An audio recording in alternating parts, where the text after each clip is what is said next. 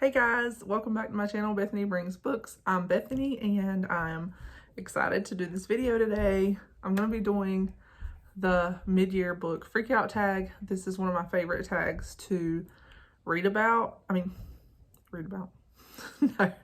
this is one of my favorite tags to watch. Other people do.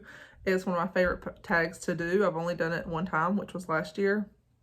But it's just a really fun tag. I just really enjoy seeing how people are doing through their year and like what they've been reading and how it's going. So I wanted to do it again this year and once again answer these questions and let y'all know how I'm doing in my reading so far this year. So I have a list of the questions. I wrote them down and I have my answers. So we're gonna get started. Number 1, the best book you've read so far.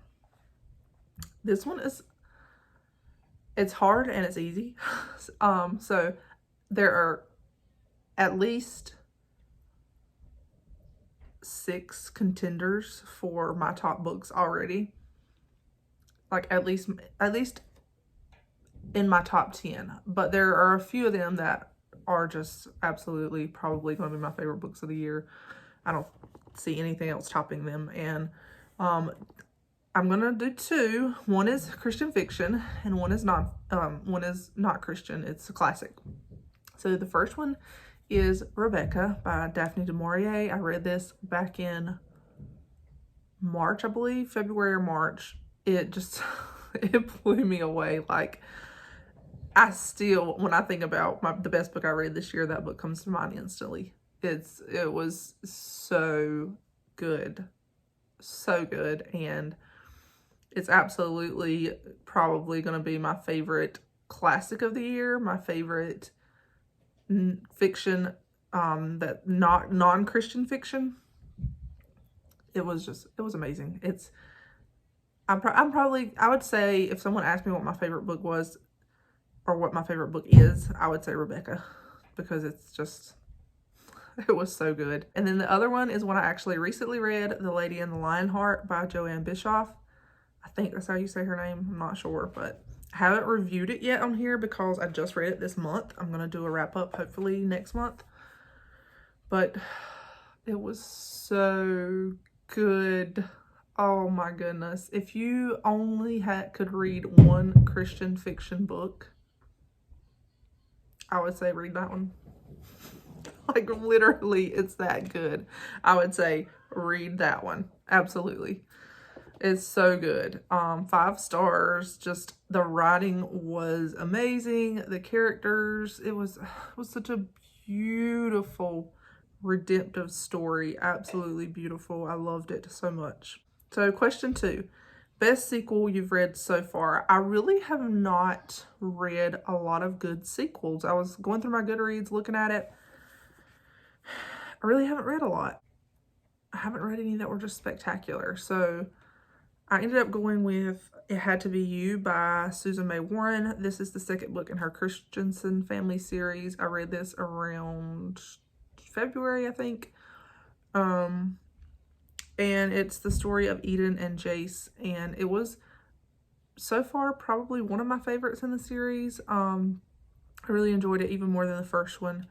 I have, way back, if you go back to March, February, I don't know when I did it, but somewhere in the past I've reviewed it this year, and I think I gave it 4 stars. It was a good follow-up to the first book, and I actually enjoyed it better than the first book. It had some good themes to it. So that's number 2. Number 3, new release you haven't read but still want to. A lot. But right off the bat, I would say a novel Proposal by Denise Hunter. I pre-ordered this. I was planning to read it when I went on vacation last month, and that did not happen at all. I barely read anything.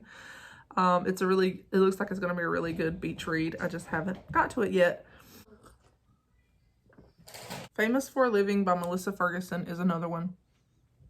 I pre-ordered it. I've been really excited for it.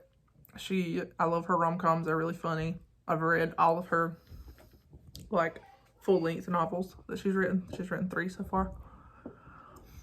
Just haven't gotten to it yet, but I'm hoping to read it soon. Number 4, most anticipated release for the second half of the year. Again, there's probably, I know there's more than this, but right off the bat, I thought of The Juliet Code by Pepper Basham. This is probably my most anticipated one. It's the 3rd book in the Freddie and Grace mystery series. I'm so excited. It comes out in December and I'm really excited. Another Pepper Basham, Positively Penelope, comes out in August. I think it comes out around the 1st of August, I believe. I'm really excited to read that one. It's the 2nd book in her Skymar series. The first one, Authentically Izzy, was so funny, so good. I read it at the end of last year, so I'm really excited about this one. And then All's Fair in Love and Christmas. This is a Christmas book that's coming out later this year by Sarah Monzon. It's going to be her first traditionally published book with Bethany House, I believe. I've read some of her other stuff. I have actually right here her series, her Sewing in Southern California series. It was really fun, really good. She independently published those, and I'm so excited for her new journey as she's become traditionally published, and I really am looking forward to reading All's Fair in Love and Christmas. Biggest disappointment. I would have to say I really haven't had a ton of disappointments because some of the books I read that weren't great, I didn't go into them with high expectations. The number 1 book that comes to mind is Hearts of Steel by Elizabeth Camden. I enjoyed it. I want to say, like, first of all, I enjoyed it, but it was like a 3.75 for me, which is hard for me to say because I love Elizabeth Camden's books. She's my favorite, one of my favorite historical authors. But this one was just, it just had a lot of stuff that I didn't really find, that didn't really just grab my attention. Like, it was a lot of banking, corporate business in the early 1900s. Just a lot of stuff that just didn't really suck me in. And the 2 main characters, I felt like they really fit well with each other. She played them like off of each other really well. They connected with each other well, but I wasn't really a huge fan of either one, like, personally. But again, it wasn't as good as any of her other books that I've read, and all of her other books I've rated way higher than that. But yeah, I felt like it was a good conclusion to that series. The can't remember the name of the series.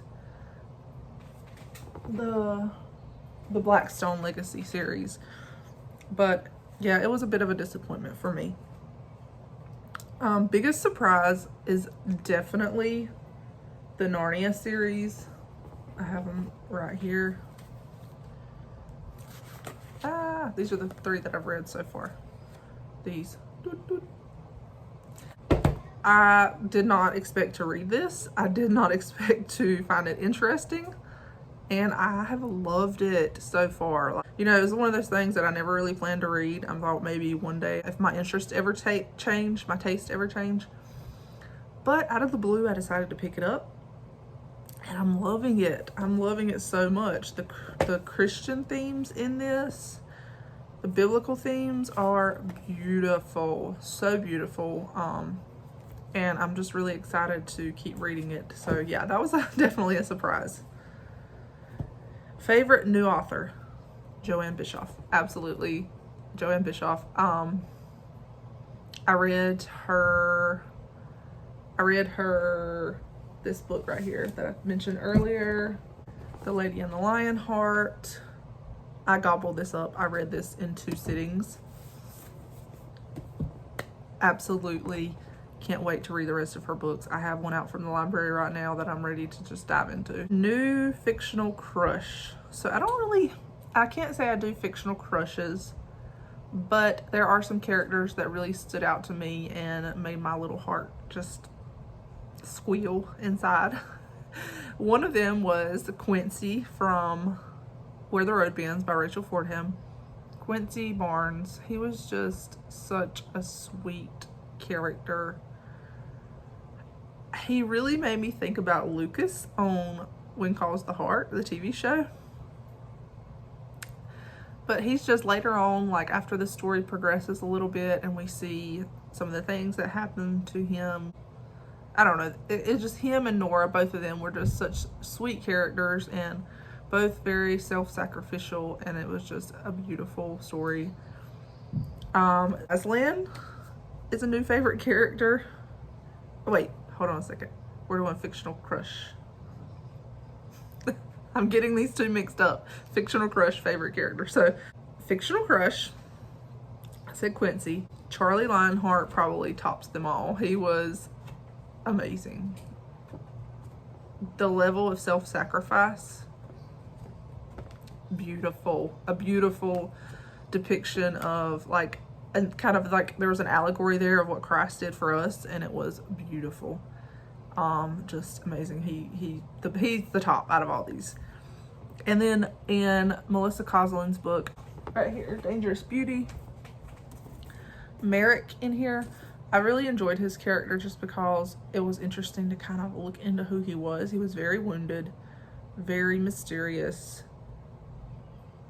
but it was just fascinating to like get those glimpses into his heart and see him try to work through his issues. Anyway, he was an interesting character. Favorite characters? Aslan. Aslan is, I love Aslan. He's beautiful and just full of wisdom, and I love his character so much. Charlie again, and Lady in the Lionheart. And then another favorite character I would have to say would be the wife in Rebecca. We never get her name. We never find out what her name is, but she's just a really interesting character to me. I relate to her in some of her thought processes and some of her like insecurities and stuff. I could relate to her. She was an interesting character. Number 10 and 11. A book that made you cry and a book that made you happy. This is the same book, so I'm just going to do them both together. Where the Road Bends by Rachel Fordham. Again, it made me cry, like cry. But at the same time, it made me hug it. And I filmed a review for it the other day, and flipping through it, I just hugged it and hugged it all over again. Just because some of the scenes between Quincy and Nora are just precious. And it's just so sweet. It makes my heart like inside. So yes, I cried in it. The redemptive themes, I cried in it. I cried, and it made me so happy. Number 12, a movie and TV show inspired by a book. Really couldn't think of anything. It's hard for me to remember what all I've watched. The main things that came to mind were Father Brown. I've been watching a lot of Father Brown, and that is a BBC show, and it's based on a series by G.K. Chesterton. Father Brown is a fictional detective priest. The BBC show is really fun, really fun. There's a few things like that sometimes I have to skip over, but overall it's pretty clean. It has a little bit of language. Occasionally there might be a scene that you kind of need to flip through, but it's just really interesting. And then Poirot, of course, I've been watching more of those based on Poirot from Agatha Christie. Little House on the Prairie, I watched that, and that's based on I did earlier this year when I read one of the Little House on the Prairie books, and I was kind of watching some of the episodes. So that's really the main things that I can think of. I did specifically, after I read Dead Man's Folly by Agatha Christie this past month, also another one I haven't talked about yet, I actually did go and watch the Poirot one, and that was really good. I really enjoyed that, actually. It was a really good adaptation, I thought. Very interesting. Number 13, the most beautiful book I've acquired this year. This one was kind of difficult for me because some of these books, I can't remember if I got them this year or last year. And I've tried to be better so far this year about spending on books. I have, of course, bought books, but trying to do better and be more thrifty. A few that I would say are this one that I just got, and I'm so excited to start reading. Wedding at Sea by Melissa Tagg. This whole series is gorgeous. One of the most gorgeous series that I have. Just the colors on this are beautiful, stunning. Like, I don't know what it is about these colors, but they just pull me in. Love it, and I'm so excited to read it. Another one that is really simple, but I really find it pretty, and I actually got this one from a family member, an estate sale recently. It's To Kill a Mockingbird. It's a hardcover copy. It's like the Reader's Digest edition, but it's pretty simple, but I just find it so pretty because I've never really seen To Kill a Mockingbird in very many editions other than like the main one that's really popular, and I have one of those. So I thought this one was really pretty. It has a few illustrations, not many, but that one. I like how each chapter has like this tree. It's like really pretty. So, oh, there's another illustration. I didn't see that one. It's just pretty inside to me. And this is also a pretty edition. It's very dated, but it's also just kind of pretty. And that is this edition of Redeeming Love. I found this at a thrift store. I definitely feel like it doesn't really fit the story. It looks a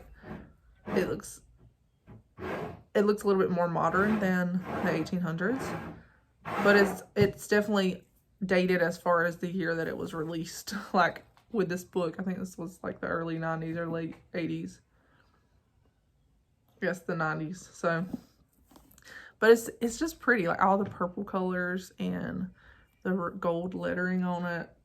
It's just pretty. So that's how I picked it up. I was like, that's really pretty. I guess I'm drawn to purple books apparently. And last question, what books do I need to read by the end of the year? A lot of books. But specifically, I want to finish reading the Anne series. I'm on the 5th one. Don't know if I'm going to finish it by the end of the year. I really haven't made a lot of progress in it. I am reading the 5th one now though, so we'll see. I had said I was going to try to read the Little House series. I've only read one, which those are pretty easy to read, but I don't know if I don't know. I also want to read more Francine Rivers. I kind of had this goal in mind to read 4 of her books this year, which then I kind of was like, I don't know if I'm going to do that because her books are I have to spread her books apart because they're so deep. When I read one, I'm like, I just need to take a few months to contemplate it and dwell on it. So I don't know if I'll read 4, but I have read 1. But yeah, pretty much those are some of the ones that I really want to focus on. I want to read more Christian nonfiction. I haven't done a lot of that this year. I've done a few, but I really want to focus on those more. Maybe some more classics.